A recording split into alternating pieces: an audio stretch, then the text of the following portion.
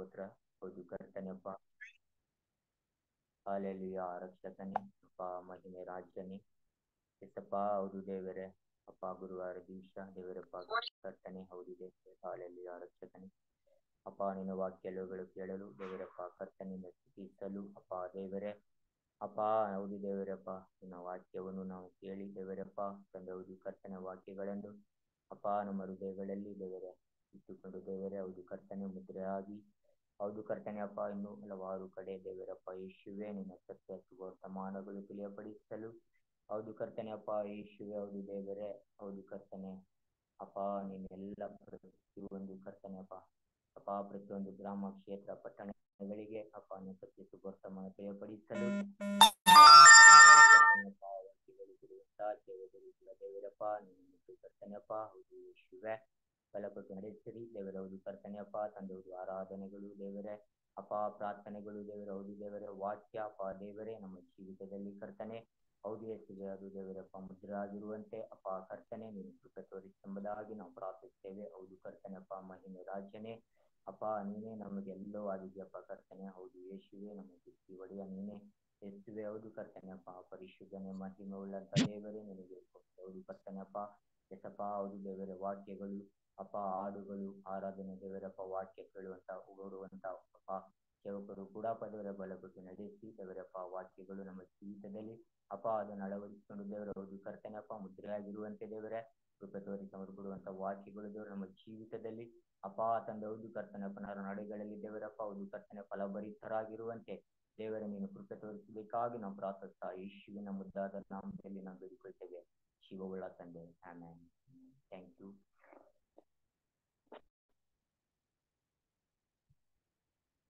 ನಾವು ಒಂದು ಹಾಡನ್ನು ಹಾಡಿಕೊಳ್ಳೋಣ, ದೇವರ ನಾಮ ಮಹಿಮೆಪಡಿಸೋಣ.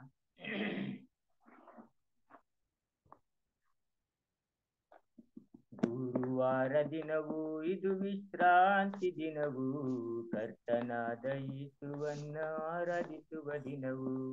ಗುರುವಾರ ದಿನವೂ ಇದು ವಿಶ್ರಾಂತಿ ದಿನವೂ ಕರ್ತನಾದ ಯೇಸುವನ್ನ ಆರಾಧಿಸುವ ದಿನವೂ. ಆರಾಧಿಸಿರಿ ಆರಾಧಿಸಿರಿ ಸೃಷ್ಟಿಕರ್ತನನ್ನು, ಆರಾಧಿಸಿರಿ ಆರಾಧಿಸಿರಿ ಸರ್ವಶಕ್ತನನ್ನು, ಆರಾಧಿಸಿರಿ ಆರಾಧಿಸಿರಿ ಸೃಷ್ಟಿಕರ್ತನನ್ನು, ಆರಾಧಿಸಿರಿ ಆರಾಧಿಸಿರಿ ಸರ್ವಶಕ್ತನನ್ನು. ಗುರುವಾರ ದಿನವೂ ಇದು ವಿಶ್ರಾಂತಿ ದಿನವೂ ಕರ್ತನಾದ ಯೇಸುವನ್ನ ಆರಾಧಿಸುವ ದಿನವೂ. 6 ದಿನಗಳಲ್ಲಿ ದಣಿದು ಕೆಲಸ ಮಾಡಿರಿ, 7ನೇ ದಿನದಲ್ಲಿ ಎಲ್ಲರೂ ಕೂಡಿ ಬನ್ನಿರಿ. 6 ದಿನಗಳಲ್ಲಿ ದಣಿದು ಕೆಲಸ ಮಾಡಿರಿ, 7ನೇ ದಿನದಲ್ಲಿ ಎಲ್ಲರೂ ಕೂಡಿ ಬನ್ನಿರಿ. ಆರಾಧಿಸಿರಿ ಆರಾಧಿಸಿರಿ ಸೃಷ್ಟಿಕರ್ತನನ್ನು, ಆರಾಧಿಸಿರಿ ಆರಾಧಿಸಿರಿ ಸರ್ವಶಕ್ತನನ್ನು, ಆರಾಧಿಸಿರಿ ಆರಾಧಿಸಿರಿ ಸೃಷ್ಟಿಕರ್ತನನ್ನು, ಆರಾಧಿಸಿರಿ ಆರಾಧಿಸಿರಿ ಸರ್ವಶಕ್ತನನ್ನು. ಗುರುವಾರ ದಿನವೂ ಇದು ವಿಶ್ರಾಂತಿ ದಿನವೂ ಕರ್ತನಾದ ಯೇಸುವನ್ನ ಆರಾಧಿಸುವ ದಿನವೂ. ಗುರುವಾರ ದಿನವೂ ಇದು ವಿಶ್ರಾಂತಿ ದಿನವೂ ಕರ್ತನಾದ ಯೇಸುವನ್ನ ಆರಾಧಿಸುವ ದಿನವೂ. ಆರಾಧಿಸಿರಿ ಆರಾಧಿಸಿರಿ ಸೃಷ್ಟಿಕರ್ತನನ್ನ, ಆರಾಧಿಸಿರಿ ಆರಾಧಿಸಿರಿ ಸರ್ವಶಕ್ತನನ್ನು, ಆರಾಧಿಸಿರಿ ಆರಾಧಿಸಿರಿ ಸೃಷ್ಟಿಕರ್ತನನ್ನು, ಆರಾಧಿಸಿರಿ ಆರಾಧಿಸಿರಿ ಸರ್ವಶಕ್ತನನ್ನು. ಗುರುವಾರ ದಿನವೂ ಇದು ವಿಶ್ರಾಂತಿ ದಿನವೂ ಕರ್ತನಾದ ಯೇಸುವನ್ನ ಆರಾಧಿಸುವ ದಿನವೂ. ನಿನ್ನ ಹೆಣ್ಣು ಗಂಡು ಮಕ್ಕಳು ಕೂಡಿ ಬನ್ನಿರಿ, ಗಂಡಾಳು ಹೆಣ್ಣಾಳು ಸೇರಿ ಬನ್ನಿರಿ. ನಿನ್ನ ಹೆಣ್ಣು ಗಂಡು ಮಕ್ಕಳು ಕೂಡಿ ಬನ್ನಿರಿ, ಗಂಡಾಳು ಹೆಣ್ಣಾಳು ಸೇರಿ ಬನ್ನಿರಿ.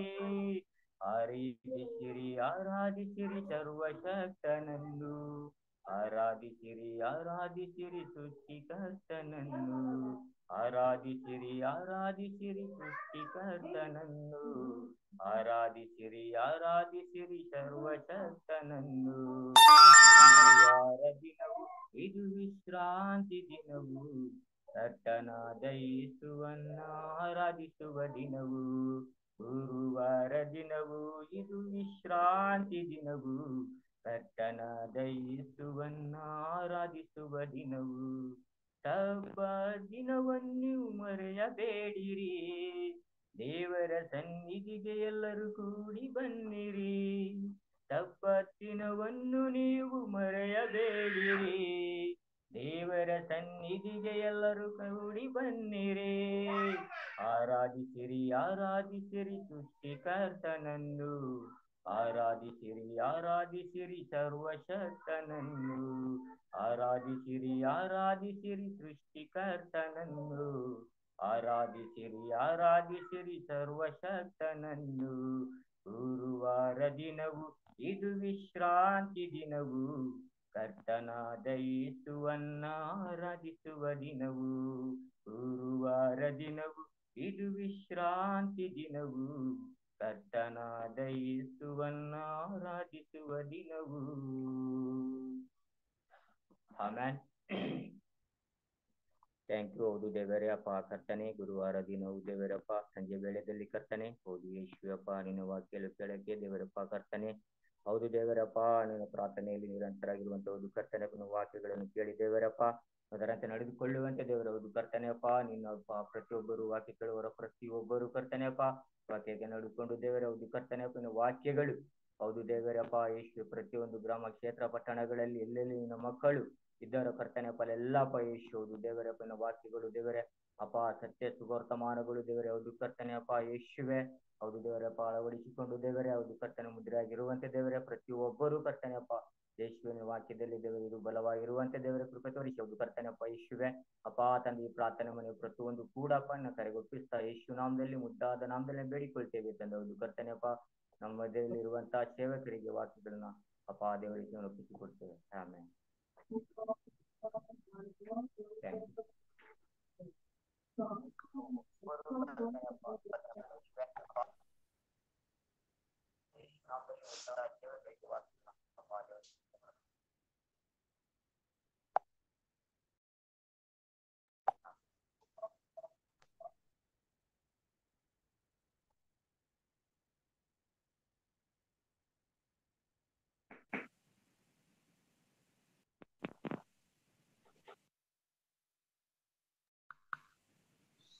ಕೇಳಿಸ್ತಾ ಇಲ್ಲ ಶಂಕರ,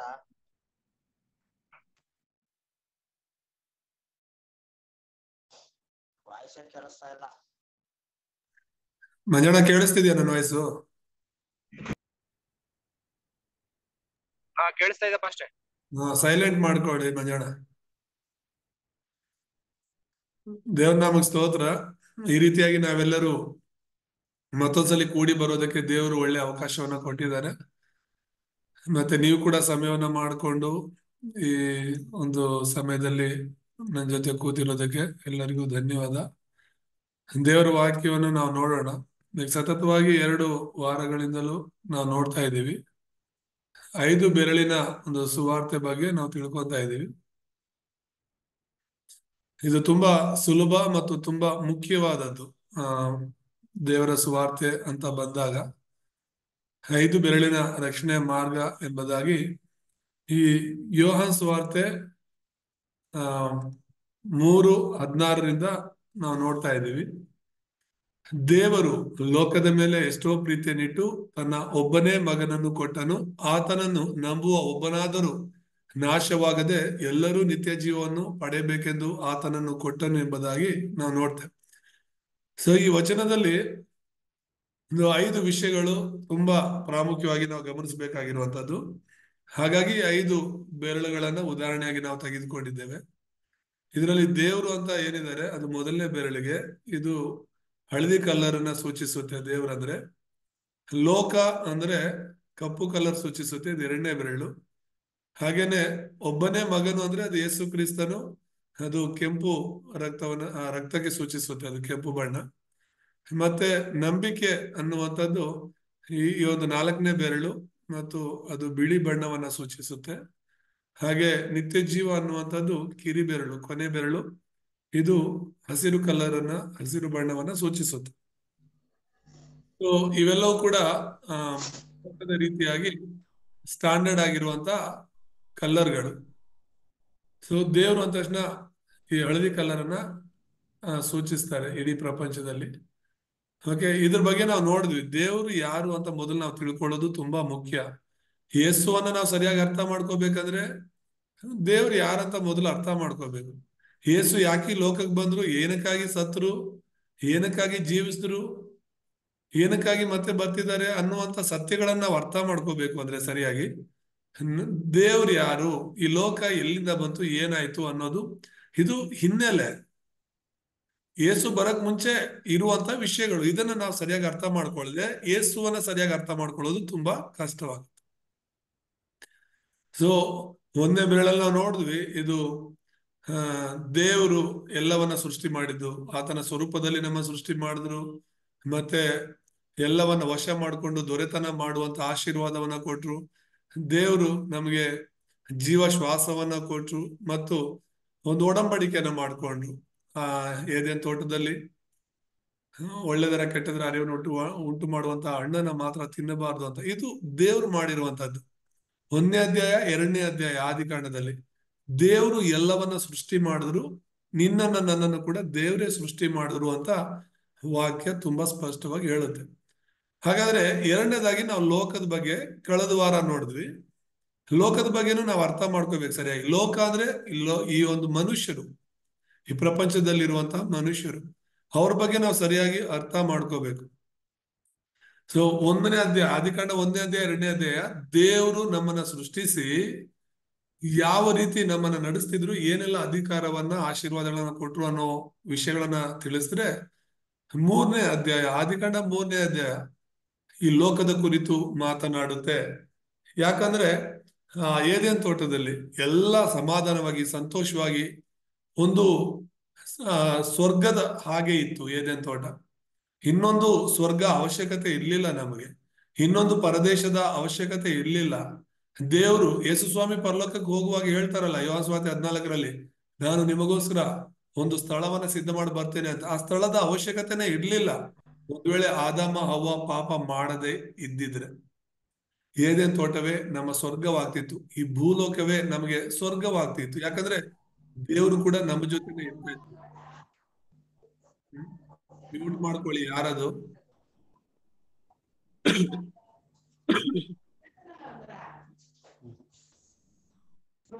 ಮಂಜಣ್ಣ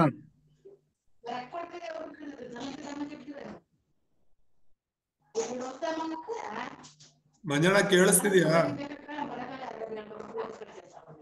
ಮಂಜಣ್ಣ ಮಂಜಣ್ಣ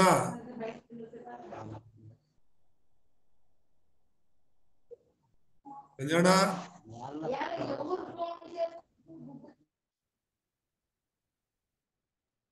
ಫಸ್ಟ್ ನೀವೇ ಮ್ಯೂಟ್ ಮಾಡಿಬಿಡಿ ಸರ್ ಅವ್ರದ್ದು. ಹೌದು, ಸ್ಟ್ರಕ್ ಆಗ್ಬಿಟ್ಟಿದೆ ಅನ್ಸುತ್ತೆ, ಅದು ಮ್ಯೂಟ್ ಮಾಡಕ್ ಹೋದ್ರು ಆಗ್ತಿಲ್ಲ. ಓಕೆ,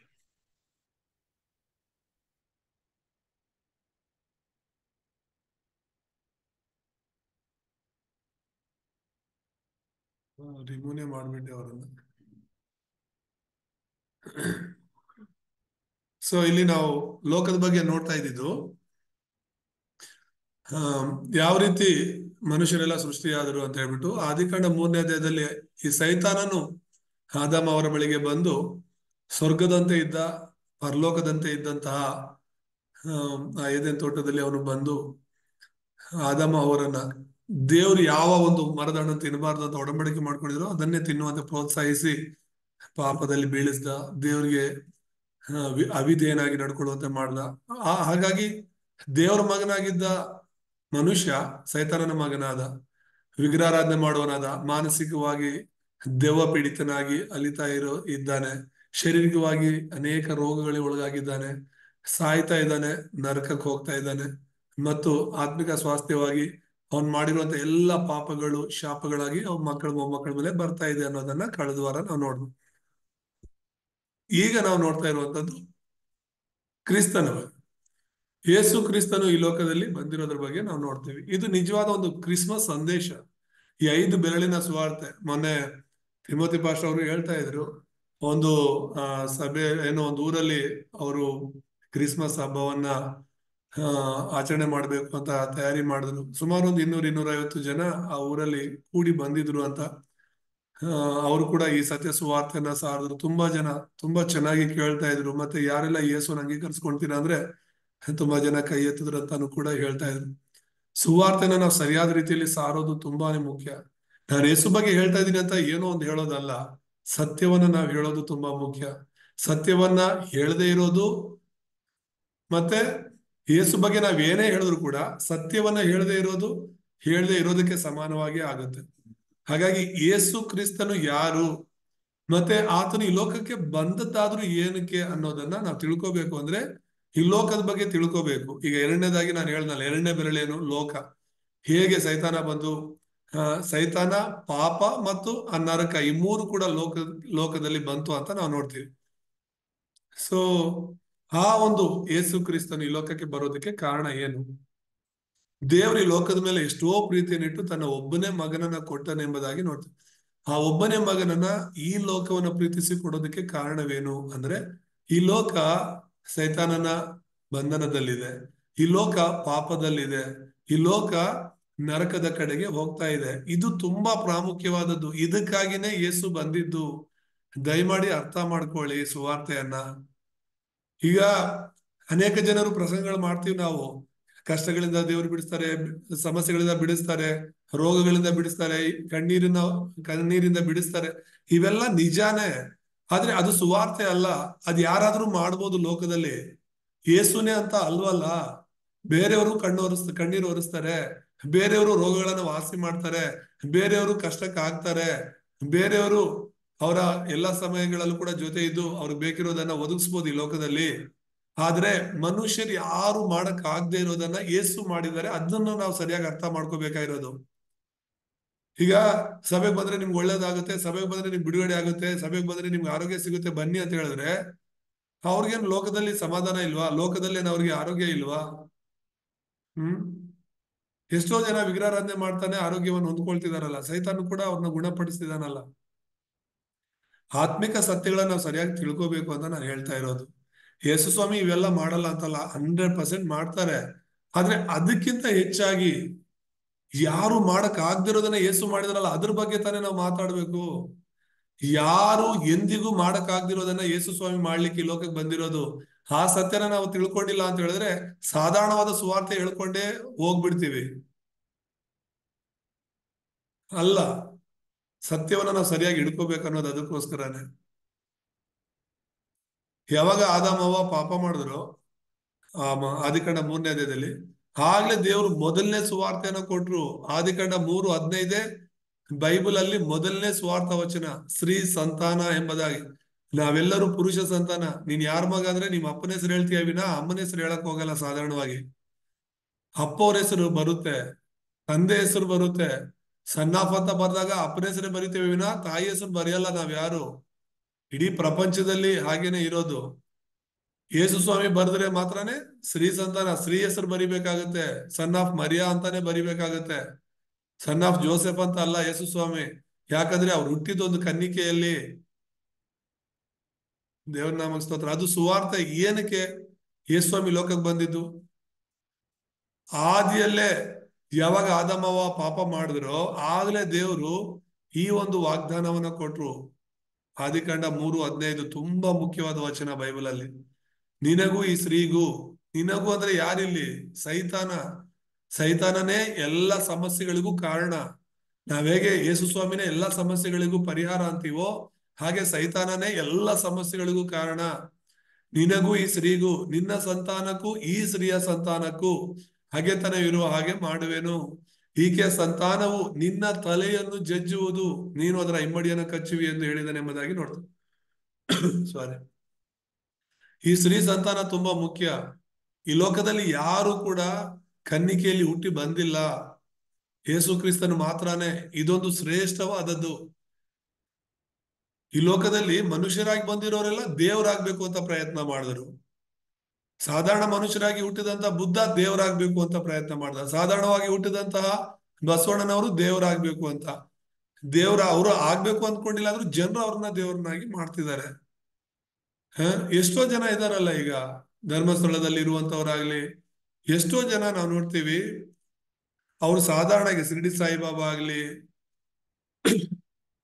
ಹೇಳ್ತಾ ಹೋದ್ರೆ ನಮ್ಮ ದೇಶದಲ್ಲಿ ಅನೇಕ ಜನ ಇದ್ದಾರೆ, ಅವ್ರು ಸಾಧಾರಣ ವ್ಯಕ್ತಿಗಳಷ್ಟೇ, ಆದ್ರೆ ಅವರನ್ನ ದೇವ್ರು ಮಾಡಿದ್ದಾರೆ, ಅನೇಕರು ದೇವ್ರುಗಳಾಗಿದ್ದಾರೆ ಕೂಡ. ಈಗ ಏನು ನಾರ್ತ್ ಕೊರಿಯಾ ಅಂತ ಇದೆಯಲ್ಲ, ಸೌತ್ ಕೊರಿಯಾ ಅದು ಕ್ರೈಸ್ತರ ಒಂದು ದೇಶ, ತುಂಬಾ ಜನ ಕ್ರೈಸ್ತರಿದ್ದಾರೆ. ಆದ್ರೆ ನಾರ್ತ್ ಕೊರಿಯಾದಲ್ಲಿ ಕ್ರಿಶ್ಚಿಯನ್ ಅಂದ್ರೆ ಆಗಲ್ಲ, ಅಲ್ಲಿ ಕ್ರಿಸ್ಮಸ್ ಕೂಡ ಆಚರಣೆ ಮಾಡಕ್ಕೆ ಅವಕಾಶ ಇಲ್ಲ. ಯಾಕಂದ್ರೆ ಅಲ್ಲೊಂದು ರೂಲ್ಸ್ ಮಾಡಿದ್ದಾರೆ. ಮೊದಲು ಆ ಒಂದು ಸರ್ವಾಧಿಕಾರಿಯಾಗಿದ್ದಂತ ಒಬ್ಬ ವ್ಯಕ್ತಿ, ನಾನೇ ದೇವರಾಗ್ಬೇಕಿಲ್ಲಿ, ಎಲ್ಲರೂ ನನ್ನನ್ನೇ ಪೂಜೆ ಮಾಡ್ಬೇಕು ಅಂತ ಒಂದು ರೂಲ್ಸ್ ತಂದಾಗ ಅಲ್ಲಿದ್ದಂತ ಕ್ರೈಸ್ತರು ಅದನ್ನ ಒಪ್ಪಲಿಲ್ಲ. ಹಾಗಾಗಿ ಅಲ್ಲಿದ್ದಂತ ಅನೇಕ ಕ್ರೈಸ್ತರನ್ನ ಸಾಯಿಸಿದ್ರು, ಅನೇಕ ಕ್ರೈಸ್ತರನ್ನ ಸೆರೆಮನೆಗಳಿಗೆ ಹಾಕಿದ್ರು.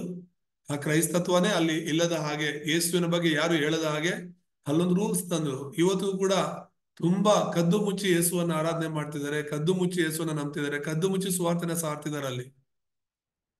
ಅಂದ್ರೆ ಅವನ್ ತರ ಪ್ರಪಂಚದಲ್ಲಿ ಈಗ ಹಿಟ್ಲರ್ ಅಂತ ನಾವ್ ಹೇಳ್ತೀವಿ, ಆ ಹಿಟ್ಲರ್ ಕೂಡ ಅವನೇ ದೊಡ್ಡ ವ್ಯಕ್ತಿ ಆಗ್ಬೇಕು ಅಂತ ಹೇಳ್ಬಿಟ್ಟು ಏನ್ ಮಾಡ್ದ, ಆ ಜರ್ಮನಿಯಲ್ಲಿ ಅವನು ಹೋರಾಟಗಳನ್ನ ಮಾಡಿ ಅವನೇ ಡಿಕ್ಟೇಟರ್ ಆದ. ಅವನಿಗೆ ಎದುರಾಗಿ ಯಾರು ಮಾತಾಡದೇ ಇರೋ ಹಾಗೆ ಅವನನ್ನೇ ಸರ್ವಾಧಿಕಾರಿಯಾಗಿ ಪೂಜೆ ಮಾಡೋ ತರ ಮಾಡ್ಕೊಂಡ.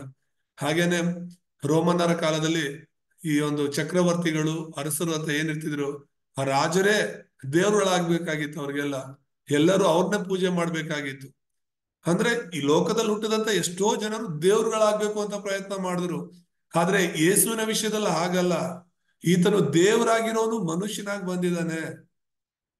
ದೇವರಾಗಿರೋನು ಯೇಸು ಕ್ರಿಸ್ತನು ಈ ಲೋಕಕ್ಕೆ ಸಾಧಾರಣ ಮನುಷ್ಯನಾಗಿ ಬಂದಿದ್ದಾನೆ. ಅದಕ್ಕೆ ಕಾರಣ ಸೈತಾನನ ಕೆಲಸಗಳನ್ನ ಹಾಳು ಮಾಡೋದಕ್ಕಾಗಿ. ಸೊ ಇಲ್ಲಿ ನಾವು ಅರ್ಥ ಮಾಡ್ಕೋಬೇಕಾಗಿರೋದು, ಯೇಸು ಕ್ರಿಸ್ತನು ಅಂದ ತಕ್ಷಣ ಸತ್ಯ ಅರಸ, ಸತ್ಯ ಯಾಜಕ, ಸತ್ಯ ಪ್ರವಾದಿ ಅಂತ 3 ವಿಷಯಗಳನ್ನ ನಾವು ಅರ್ಥ ಮಾಡ್ಕೋಬೇಕು. ಅನೇಕ ಸಲ ನೀವು ಇದ್ರ ಬಗ್ಗೆ ಕೇಳಿರ್ಬೋದು, ಆದ್ರೂ ಪದೇ ಪದೇ ಹೇಳೋದ್ರಿಂದ ಇದು ಮುದ್ರೆ ಆಗ್ಬೇಕು. ಇದು ತುಂಬಾ ಪ್ರಾಮುಖ್ಯವಾದದ್ದು. ಮೊದಲನೇದಾಗಿ 1 ಯೋಹನ 3:8, ಇದು ಸತ್ಯ ಅರಸನಿಗೆ ಸಂಬಂಧಪಟ್ಟ ಒಂದು ವಚನ. ಇನ್ನು ಅನೇಕ ವಚನಗಳಿದ್ರು ಕೂಡ ನಾನು ಒಂದೊಂದು ವಚನ ಆರಿಸ್ಕೊಂಡಿರೋದು. ಇಲ್ಲಿ ಪಾಪ ಮಾಡುವವನು ಸೈತಾನನಿಂದ ಹುಟ್ಟಿದವನಾಗಿದ್ದಾನೆ. ಪಾಪ ಮಾಡಿದವನು ಯಾರಿಂದ ಹುಟ್ಟಿದವನಾಗಿದ್ದಾನೆ? ಸೈತಾನನಿಂದ ಹುಟ್ಟಿದವನಾಗಿದ್ದಾನೆ. ಹಾಗಾದ್ರೆ ಆದಾಮ ಅವ್ವ ಏನ್ ಮಾಡಿದ್ರು? ಪಾಪ ಮಾಡಿದ್ರು. ನೀನು ಈ ಹಣ್ಣನ್ನ ತಿನ್ನಬಾರ್ದು ಅಂತ ದೇವ್ರು ಹೇಳಿದ್ರೆ ಆ ಹಣ್ಣನ್ನ ತಿಂದ್ರು, ತಿಂದ ದಿನ ಸತ್ಯ ಹೋಗಿವೆ ಅಂತ ಹೇಳಿದ್ರು, ಅವ್ರು ಸತ್ತರು. ಸಾಯೋದು ಅಂದ್ರೆ ದೇವರಿಂದ ದೂರವಾಗೋದು. ದೇವರಿಂದ ದೂರವಾದಂತ ಅವರು ಸೈತಾನಿಗೆ ಹುಟ್ಟಿದವರಾದ್ರು. ಪಾಪ ಮಾಡುವವರು ಸೈತಾನ್ ಹುಟ್ಟಿದವರಾಗ್ತಾರೆ ಅಂತ ದೇವ್ರ ವಾಕ್ಯ ಹೇಳಿದ ಹಾಗೆ ಆದಾಮ ಅವ್ವ ಸೈತಾನ್ ಹುಟ್ಟಿದವರಾಗಿ ಸೈತಾನನು ಅವ್ರ ತಂದೆ ಆದ. ಯೋಹಾನ ಸುವಾರ್ತೆಯಲ್ಲಿ 8ನೇ ಅಧ್ಯಾಯ 44ನೇ ವಚನ ಹೇಳುತ್ತಲ್ಲ, ಸೈತಾನನು ನಿಮ್ಮ ತಂದೆ ಅಂತ ಹೇಳಿ. ಹಾಗೇನೆ ಪಾಪ ಮಾಡುವ ಪ್ರತಿಯೊಬ್ಬರು ಕೂಡ ಸೈತಾನನ ಮಕ್ಕಳಾಗಿದ್ದಾರೆ. ಈ ಲೋಕದಲ್ಲಿ ನೀತಿವಂತನಿಲ್ಲ, ಒಬ್ಬನಾದರೂ ಇಲ್ಲ, ಎಲ್ಲರೂ ಪಾಪ ಮಾಡಿ ದೇವರ ಮಹಿಮೆಯನ್ನು ಕಳ್ಕೊಂಡಿದ್ದಾರೆ. ಅಂದ್ರೆ ಎಲ್ಲರೂ ಕೂಡ ಸೈತಾನನ ಮಕ್ಕಳಾಗಿದ್ದಾರೆ ಅನ್ನೋದನ್ನು ಅರ್ಥ ಮಾಡ್ಕೋಬೇಕು. ಹಾಗಾದ್ರೆ ಇಲ್ಲಿ ದೇವ್ರ ಕೋಪ ಆದಾಮ ಅವ್ರ ಮೇಲೆ ಇಲ್ಲ. ಯಾಕಂದ್ರೆ ಅವರು ದೇವ್ರ ಮಕ್ಕಳು, ದೇವರು ತನ್ನ ಸ್ವರೂಪದಲ್ಲಿ ಸೃಷ್ಟಿ ಮಾಡಿದವರು. ಹಾಗಾಗಿ ಅವರಿಗೆ ಸಣ್ಣ ಪುಟ್ಟ ಶಿಕ್ಷೆ ಕೊಟ್ರು ಅಷ್ಟೇ ಬಿಟ್ರೆ, ಅವ್ರನ್ನ ಕಾಪಾಡೋದಕ್ಕೆ ಮತ್ತೆ ಈ ಸ್ತ್ರೀ ಸಂತಾನವನ್ನ ವಾಗ್ದಾನವಾಗಿ ದೇವ್ರು ಮಾಡ್ತಿದ್ದಾರೆ. ಯಾಕಂದ್ರೆ ಅವರು ದೇವರ ಸ್ವರೂಪದಲ್ಲಿ ಸೃಷ್ಟಿಯಾದವರು. ಅವ್ರನ್ನ ನಾಶ ಮಾಡ್ಲಿಕ್ಕೆ ದೇವ್ರ ಮನಸ್ಸಿಲ್ಲ. ಆದ್ರೆ ಕೋಪ ಎಲ್ಲ ಯಾರ ಮೇಲೆ? ಸೈತಾನನ ಮೇಲೆ. ಕಾರಣ ಅವನೇ ಆದಾಮ ಅವರು ಪಾಪದಲ್ಲಿ ಬೀಳೋದಕ್ಕೆ ಕಾರಣ. ಇವತ್ತು ನಮ್ಮಲ್ಲಿ ಎಷ್ಟು ಜನ ಇನ್ನೊಬ್ರು ಪಾಪದಲ್ಲಿ ಬೀಳೋದಕ್ಕೆ ಕಾರಣರಾಗಿದ್ದೇವೆ? ಪಾಪ ಮಾಡೋರ್ಗಿಂತ ಅವ್ರು ಪಾಪ ಮಾಡೋದಕ್ಕೆ ಕಾರಣರಾಗಿರೋರ್ನೇ ದೇವರು ಇದು ಶಿಕ್ಷೆ ಕೊಡುವಂತದ್ದು ಎಂಬುದಾಗಿ ನಾವು ನೋಡ್ತೇವೆ. ಹಾಗಾಗಿ ನಾವಿಲ್ಲಿ ನೋಡ್ತಾ ಇರುವಂತದ್ದು, ದೇವರು ಸೈತಾನನನ್ನ ನಾಶ ಮಾಡ್ಬೇಕು ಅಂತ ಹೇಳಿ ಹೊರಟಿದ್ದು. ದೇವರು ವಾಗ್ದಾನ ಮಾಡಿದ್ದೆ ನಿನಗೂ ಈ ಸ್ತ್ರೀಗೂ ಅಂತ ಹೇಳಿದ್ರೆ ಸೈತಾನನಿಗೆ. ಹಾಗಾಗಿ ಈ 1 ಯೋಹಾನ 3:8ನೇ ವಚನ ಸ್ಪಷ್ಟವಾಗಿ ಹೇಳುತ್ತೆ, ಆದಿಯಿಂದಲೂ ಸೈತಾನನು ಪಾಪ ಮಾಡುವನಾಗಿದ್ದಾನಲ್ಲ. ಆದಿಯಿಂದ ಅಂದ್ರೆ ಎಲ್ಲಿಂದ? ಪರಲೋಕದಿಂದಲೂ ಕೂಡ. ಪರಲೋಕದಿಂದಲೇ ಸೈತಾನ ಪಾಪ ಮಾಡ್ದ. ಅಲ್ಲೇ ದೇವ್ರ ಸಿಂಹಾಸನದ ಮೇಲೆ ಅವನು ಸಿಂಹಾಸನ ಹಾಕೋಬೇಕು ಅಂತ ನೋಡ್ದ. ಅಲ್ಲಿಂದಾನೇ ಅವನು ತಳ್ಳಲ್ಪಟ್ಟ. ಅಲ್ಲಿಂದ ಬಂದವನು ಏದೇನ್ ತೋಟದಲ್ಲಿ ಕೂಡ ಪಾಪಕ್ಕೆ ಕಾರಣನಾದ.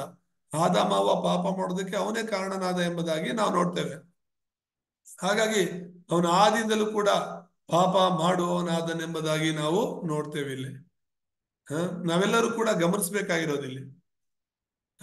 ಇಲ್ಲಿ ಹೇಳುತ್ತೆ, ದೇವರು ಇನ್ನು ಮುಂದುವರಿತಾ ಹೇಳ್ತಾರೆ, ಸೈತಾನನ ಕೆಲಸಗಳನ್ನು ಲಯ ಮಾಡುವುದಕ್ಕೋಸ್ಕರವೇ ದೇವಕುಮಾರನು ಪ್ರತ್ಯಕ್ಷನಾದನು. ಯಾರ ಕೆಲಸಗಳನ್ನ?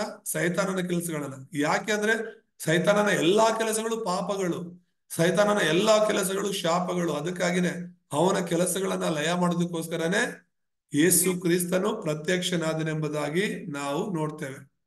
ದೇವರ ನಾಮಕ್ಕೆ ಸ್ತೋತ್ರವಾಗಲಿ. ಈತನು ಸತ್ಯ ಅರಸ. ಅನೇಕ ಜನರು ಈ ಲೋಕದಲ್ಲಿ ಅರಸರಿದ್ದಾರೆ. ಬೈಬಲ್ ಅಲ್ಲಿ ಓದುವಾಗ್ಲೂ ಕೂಡ ತುಂಬಾ ಜನ ರಾಜರು ಅರಸರುಗಳು ಇದ್ದಾರೆ. ಆದ್ರೆ ಯೇಸು ಮಾತ್ರ ಸತ್ಯ ಅರಸನಾಗಿದ್ದಾನೆ ಎಂಬುದಾಗಿ ನಾವು ನೋಡ್ತೇವೆ. ದೇವರ ನಾಮಕ್ಕೆ ಸ್ತೋತ್ರವಾಗಲಿ.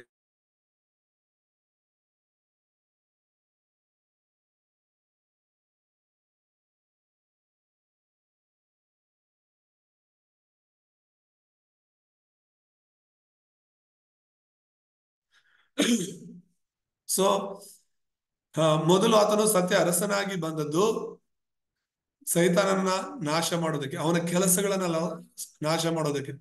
ಇವತ್ತು ಸೈತಾನನಾಗ್ಲಿ ದುರಾತ್ಮಗಳಾಗ್ಲಿ ಯಾರ ಹೆಸರಲ್ಲಾದ್ರೂ ಭಯ ಪಡುತ್ತೆ ಅಂದ್ರೆ ಅದು ಯೇಸು ಹೆಸರಲ್ಲಿ ಮಾತ್ರನೇ. ಸೈತಾನನಿಗೆ ಚೆನ್ನಾಗಿ ಗೊತ್ತು ಯೇಸು ದೇವರು, ದೇವರ ಕುಮಾರನೆಂಬುದಾಗಿ. ಇವತ್ತು ಸೈತಾನನು ಯಾರ ಜೊತೆಗಾದ್ರೂ ಯುದ್ಧ ಮಾಡ್ತಾನೆ ಅಂದ್ರೆ ಯೇಸು ಜೊತೆಗೆ ಮಾತ್ರನೇ, ಯೇಸುವಿನ ಮಕ್ಕಳ ಜೊತೆ ಮಾತ್ರನೇ. ಬೇರೆ ಯಾರ ಜೊತೆಗೂ ಅವ್ನು ಯುದ್ಧ ಮಾಡಕ್ ಹೋಗಲ್ಲ. ಯಾಕಂದ್ರೆ ಬೇರೆ ಎಲ್ಲರೂ ಕೂಡ ಅವನ ಮಕ್ಕಳಾಗಿದ್ದಾರೆ.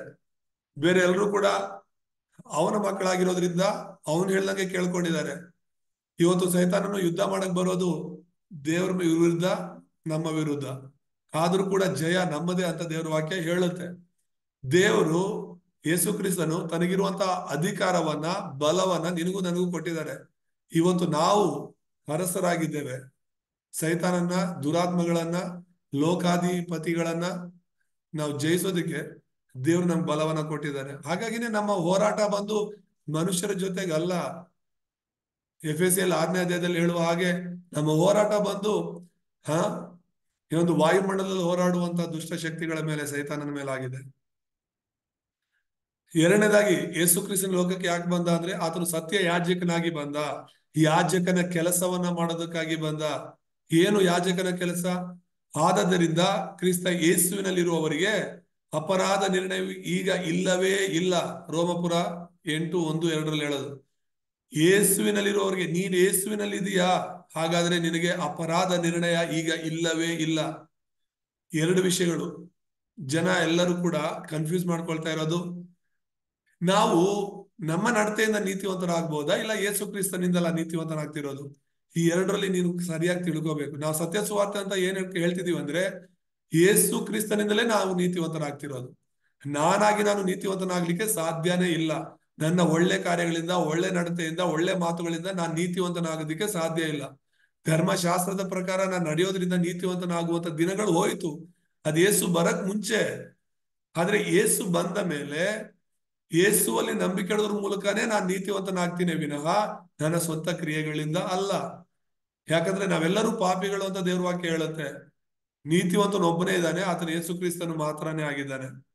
2ನೇ ವಚನ ಇನ್ನೂ ಸ್ಪಷ್ಟವಾಗಿ ಹೇಳುತ್ತೆ, ಯಾಕಂದರೆ ಜೀವವನ್ನುಂಟು ಮಾಡುವ ಪವಿತ್ರಾತ್ಮನಿಂದ ಆದ ನಿಯಮವು ನಿನ್ನನ್ನು ಪಾಪ ಮರಣಗಳಿಗೆ ಕಾರಣವಾದ ನಿಯಮದಿಂದ, ಪಾಪ ಮತ್ತು ಮರಣಗಳಿಗೆ ಕಾರಣವಾದ ನಿಯಮದಿಂದ ಕ್ರಿಸ್ತ ಯೇಸುವಿನ ಮೂಲಕ ಬಿಡಿಸಿತೆಂಬುದ. ಅರ್ಥ ಆಗ್ತಿದೆಯಾ ಹೇಳ್ತಿರೋದು? ಇಲ್ಲಿ ನಾವು ನೋಡ್ತಿರೋದೇನು ಅಂತ ಹೇಳಿದ್ರೆ,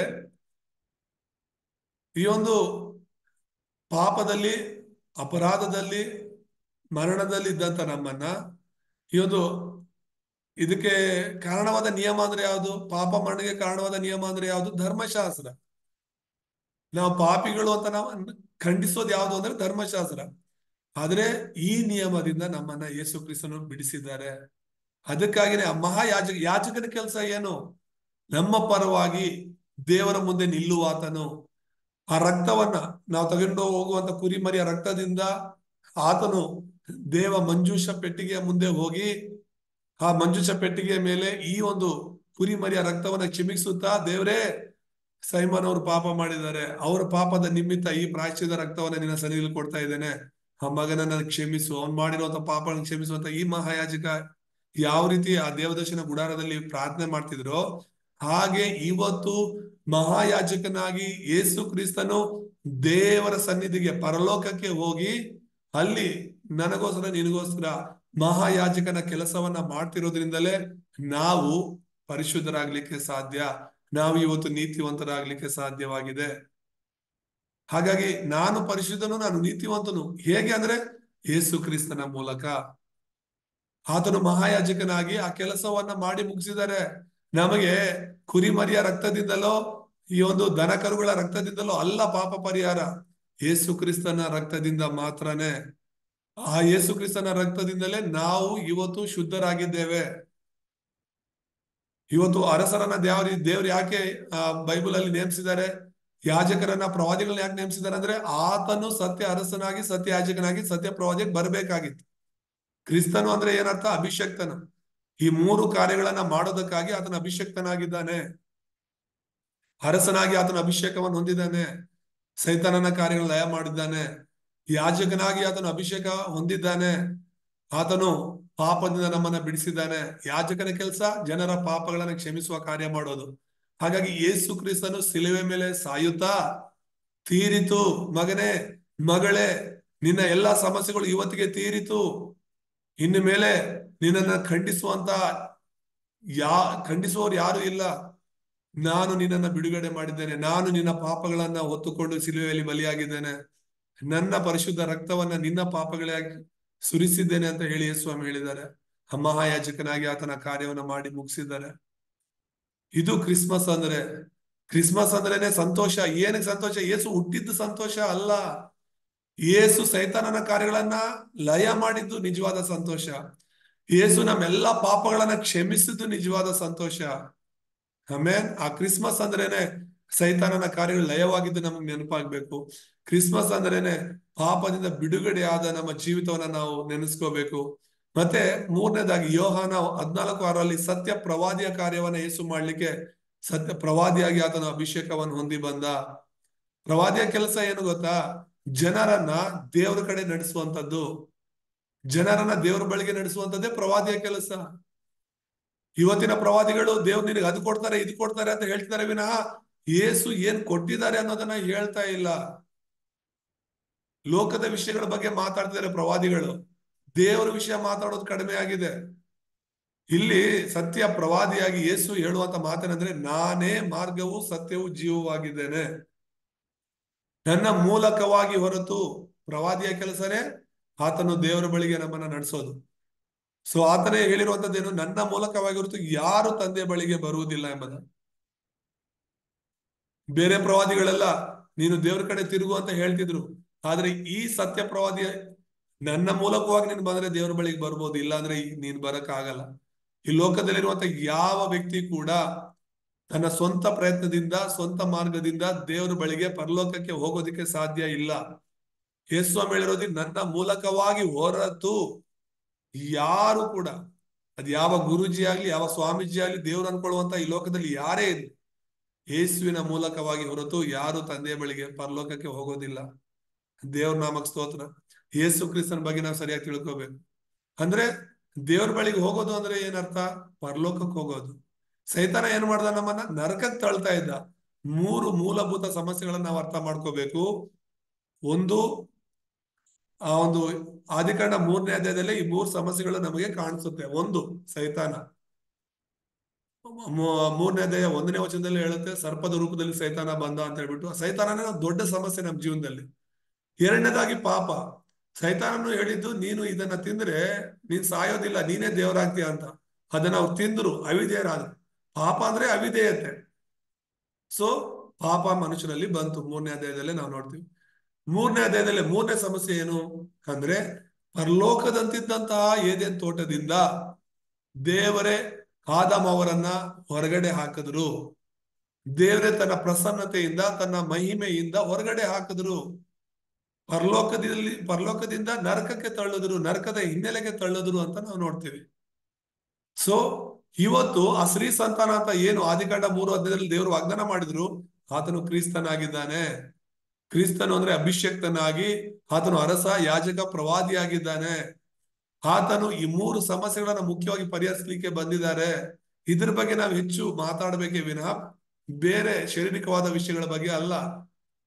ಹೆಚ್ಚು ನಾವು ಮಾತಾಡಬೇಕಾದ್ರೆ ಸೈತಾನದಿಂದಲೇ ಎಲ್ಲ ಸಮಸ್ಯೆಗಳು ತಾನೆ. ಸೈತಾನನ ಕಾರ್ಯನೇ ಲಯ ಆಗಿದೆ ಅಂದ್ರೆ ನೀನ್ ಎಷ್ಟೋ ಸಂತೋಷವಾಗಿರ್ಬೋದು. ಪಾಪದಲ್ಲೇ ನಾವು ತುಂಬಾ ಬಲಹೀನರಾಗಿರ್ತೀವಿ, ನರಳ್ತಿರ್ತೀವಿ, ಸಮಸ್ಯೆಗಳಿಗೆ ಒಳಗಾಗ್ತೀವಿ. ಇವತ್ತು ಪಾಪನೇ ಪರಿಹಾರ ಆಗಿದೆ ಅಂತ ಹೇಳಿದ್ರೆ ನಾವೆಷ್ಟು ಸಂತೋಷವಾಗಿರ್ಬೋದು. ಮತ್ತೆ 3ನೇದಾಗಿ ನರಕಕ್ಕೆ ಹೋಗ್ತಾ ಇದೀವಿ ನಾವು. ಸೈತಾನನು ನರಕಕ್ಕೆ ಹೋಗ್ತಾನೆ. ಸೈತಾನನ ಜೊತೆ ಇರುವಂತ ಎಲ್ಲಾ ದುರಾತ್ಮಗಳು ನರಕಕ್ಕೆ ಹೋಗುತ್ತೆ. ಅವನ ಮಕ್ಕಳಾಗಿರುವಂತ ನಾವು ನರಕಕ್ಕೆ ಹೋಗೋರಾಗಿದ್ವಿ. ಆದ್ರೆ ಯೇಸು ಇವತ್ತು ನಾನೇ ಮಾರ್ಗ, ಸತ್ಯ, ಜೀವ, ನನ್ನನ್ನ ನಂಬಿದ್ರೆ ನೀನು ಪರಲೋಕಕ್ಕೆ ಬರ್ತೀಯಾ, ತಂದೆಯ ಬಳಿಗೆ ಬರ್ತೀಯಾ ಅಂತ ದೇವರು ವಾಗ್ದಾನ ಮಾಡಿದ್ದಾರೆ. ಆಮೇಲೆ ಹಾಗಾಗಿ ನೀನು ನಾನು ಕ್ರಿಸ್ತನನ್ನ ಬಲವಾಗಿ ಹಿಡ್ಕೋಬೇಕು. ಅದಕ್ಕೇನೆ ಮತ್ತಾಯ 16:16 ಯೇಸುವೆ ಕ್ರಿಸ್ತನು ಅಂತ ನಾವು ನಂಬೋದು ತುಂಬಾ ಮುಖ್ಯ. ಇವತ್ತು ಯಹೂದರು ಯೇಸುವೆ ಕ್ರಿಸ್ತನ್ ಅಂತ ನಂಬ್ತಿಲ್ಲ. ಯೇಸು ಬಂದ್ 2000 ವರ್ಷಗಳಾಗಿದ್ರು ಕೂಡ ಯೇಸುವೆ ಕ್ರಿಸ್ತನು, ಯೇಸುವೆ ಮೆಸ್ಸಿಯನ್ ಅಂತ ಅವ್ರು ನಂಬ್ತಾ ಇಲ್ಲ. ಹಾಗಾಗಿನೇ ಅವ್ರು ಇನ್ನೂ ಅನೇಕ ಸಮಸ್ಯೆಗಳಲ್ಲಿ, ಯುದ್ಧಗಳಲ್ಲಿ, ಹೋರಾಟಗಳಲ್ಲಿ ಇದ್ದಾರೆ. ಅವ್ರು ಯೇಸುವೆ ಕ್ರಿಸ್ತನ್ ಅಂತ ನಂಬ್ಕೊಂಡಿದ್ರೆ ಆ ದೇಶದಷ್ಟು ಸಮಾಧಾನ, ಸಂತೋಷವಾಗಿ ಯಾವ ದೇಶನೂ ಇರ್ತಿರ್ಲಿಲ್ಲ. ಇಲ್ಲಿ ಪೇತ್ರನ್ ಹೇಳುವಂಥದ್ದು, ನೀನು ಬರಬೇಕಾಗಿರುವ ಕ್ರಿಸ್ತನು. ಬರಬೇಕಾಗಿರುವ ಅಂದ್ರೆ ಏನು? ಆದಿಕಾಂಡ 3:15 ಹೇಳುವಂತ ಮಾತಿದು. ಇದು ರಹಸ್ಯ. ಇದನ್ನ ನಾವು ಅರ್ಥ ಮಾಡ್ಕೋಬೇಕು. ಜೀವ ಸ್ವರೂಪನಾದ ದೇವರ ಕುಮಾರನೇ ಅಂತ ಉತ್ತರ ಕೊಡ್ತಾನೆ. ಆಗ ಪೇತ್ರನೇ, ಇದು ನೀನೆಲ್ಲ ಹೇಳ್ತಿರೋದು, ನನ್ನ ತಂದೆ ನಿನಗೆ ಇದು ತಿಳಿಯಪಡಿಸಿದ್ದಾರೆ ಅಂತ. ನಾನು ನೀನು ಯೇಸುವಿನ ಕ್ರಿಸ್ತನಾಗಿ ತಿಳ್ಕೋಬೇಕು ಅಂದ್ರೆ, ಈ ಸತ್ಯ ವಿಷಯಗಳನ್ನ ನಾವು ಅರ್ಥ ಮಾಡ್ಕೋಬೇಕಾದ್ರೆ ನಮ್ಮ ಜ್ಞಾನದಿಂದ ಅದು ಅಸಾಧ್ಯ. ದೇವರ ಸಹಾಯ ಬೇಕು, ದೇವರ ಆತ್ಮನ ಸಹಾಯ ಬೇಕು. ಹಾಗಾಗಿ ಯೇಸು ಕ್ರಿಸ್ತನನ್ನು ನಾವು ಸರಿಯಾಗಿ ತಿಳ್ಕೋಬೇಕು. ಆಗ್ಲೇನೆ ನಾವು ಸರಿಯಾಗಿ ಆತನ ಬಗ್ಗೆ ಇನ್ನೊಬ್ರಿಗೆ ಹೇಳೋದಕ್ಕೆ ಸಾಧ್ಯವಾಗುತ್ತೆ. ದೇವರ ನಾಮಕ್ಕೆ ಸ್ತೋತ್ರ. ಯೇಸು ಕ್ರಿಸ್ತನು ಸತ್ಯ ಅರಸನಾಗಿ, ಸತ್ಯ ಯಾಜಕನಾಗಿ, ಸತ್ಯ ಪ್ರವಾದಿಯಾಗಿ ನಮ್ಮನ್ನ ಪಾಪಗಳಿಂದ, ಸೈತಾನನಿಂದ, ನರಕದ ಹಿನ್ನೆಲೆಯಿಂದ ಬಿಡಿಸಿದ್ದಾರೆ. ದೇವರ ನಾಮಕ್ಕೆ ಸ್ತೋತ್ರವಾಗಲಿ. ಈ ಒಂದು ಸತ್ಯವನ್ನ ನಾವು ಹಿಡ್ಕೊಂಡು ಈ ಸತ್ಯದಲ್ಲಿ ನಾವು ಆನಂದಿಸ್ತಾ ದೇವರಿಗಾಗಿ ನಾವು ಜೀವಿಸೋಣ. ದೇವ್ರು ನಮ್ಮನ್ನ ಆಶೀರ್ವಾದ ಮಾಡ್ಲಿ. ಈ ಒಂದು ಫೋರಂ ಮಾಡಕ್ಕೆ ಸಮಯ ಸಾಲಲ್ಲ. ನಾವು ನೇರವಾಗಿ ಪ್ರಾರ್ಥನೆ ಮಾಡಿ ಮುಗಿಸ್ಕೊಳ್ಳೋಣ. ಎಲ್ಲರೂ ಕಣ್ಣುಗಳನ್ನ ಮುಚ್ಚೋಣ, ಪ್ರಾರ್ಥನೆ ಮಾಡ್ಕೊಳ್ಳೋಣ. ನಮ್ಮನ್ನು ಬಹಳವಾಗಿ ಪ್ರೀತಿಸುವಂತ ನಮ್ಮ ತಂದೆಯಾದ ದೇವರೇ, ನಿಮ್ಮ ಪರಿಶುದ್ಧ ನಾಮಕ್ಕೆ ಸ್ತೋತ್ರವಾಗಲಿ. ಈ ಒಂದು ಸಂಜೆಯ ವೇಳೆಯಲ್ಲಿ ಹೌದು ಸ್ವಾಮಿ, ನಿಮ್ಮ ಕುರಿತಾಗಿ ನಾವು ಸರಿಯಾಗಿ ಅರ್ಥ ಮಾಡ್ಕೊಳ್ಳುವಂತೆ, ನಿಮ್ಮ ಸತ್ಯವನ್ನ ನಾವು ಸರಿಯಾಗಿ ಗ್ರಹಿಸುವಂತೆ ಕೊಟ್ಟಂತಹ ಕೃಪೆಗಾಗಿ ಸ್ತೋತ್ರ ಮಾಡ್ತೇವೆ. ಜಾಯನಾದಂತ ಪ್ರತಿಯೊಬ್ಬರನ್ನ ನಿಮ್ಮ ಪರಿಶುದ್ಧ ಆತ್ಮನಿಂದ ತುಂಬಿಸಿರಿ. ಈ ಸತ್ಯ ವಾಕ್ಯಗಳನ್ನ ನಾವು ತಿಳ್ಕೊಂಡು ಇದನ್ನ ನಾವು ಬಲವಾಗಿ ಹಿಡ್ಕೊಂಡು ಸೈತಾನನ ಕಾರ್ಯಗಳು ನಮ್ಮ ಜೀವಿತದಲ್ಲಿ, ಕುಟುಂಬದಲ್ಲಿ, ಸಭೆಗಳಲ್ಲಿ, ಸೇವೆಗಳಲ್ಲಿ ಲಯ ಮಾಡುವಂತೆ ನಿಮ್ಮ ಅಧಿಕಾರವುಳ್ಳ ನಾಮದಲ್ಲಿ ದೇವರೇ ಉಪಯೋಗಿಸುವಂತೆ ಸಹಾಯ ಮಾಡ್ಬೇಕೆ ನಾವು ಪ್ರಾರ್ಥಿಸ್ತೇವೆ. ಪಾಪದಿಂದ ಸಂಪೂರ್ಣ ನಮ್ಮನ್ನ ಬಿಡುಗಡೆ ಕೊಟ್ಟಿದ್ದಕ್ಕಾಗಿ ಸ್ತೋತ್ರ. ನರಕದಿಂದ ತಪ್ಪಿಸಿದ್ದಕ್ಕಾಗಿ ಸ್ತೋತ್ರ. ಈ ಸತ್ಯವನ್ನು ಹಿಡ್ಕೊಂಡು ಅನೇಕರಿಗೆ ಈ ಸತ್ಯ ಮಾರ್ಗದಲ್ಲಿ ನಡೆಸಲು ಸಹಾಯ ಮಾಡು. ಯೇಸು ನಾಮದಲ್ಲಿ ಪ್ರಾರ್ಥಿಸ್ತೇವೆ ತಂದೆ. ಆಮೇನ್.